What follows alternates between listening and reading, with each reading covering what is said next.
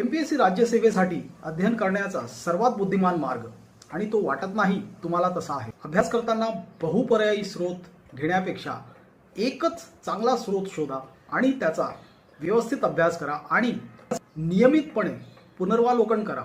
Regular रिव्हिजन्स केल्यामुळे तुमचा तो अभ्यास तुमच्या मेंदूमध्ये व्यवस्थित कन्सॉलिडेट होईल आणि त्याचा तुम्हाला भरपूर लाभ मिळेल।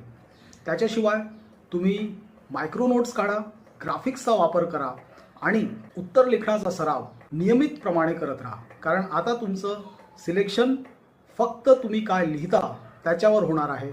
म्हणून MPSC राज्यसेवेच्या जुन्या पद्धतीच्या अभ्यासी सोडा आणि नवीन पद्धतीने UPSCच्या पातळीवर त्याचा अभ्यास करा।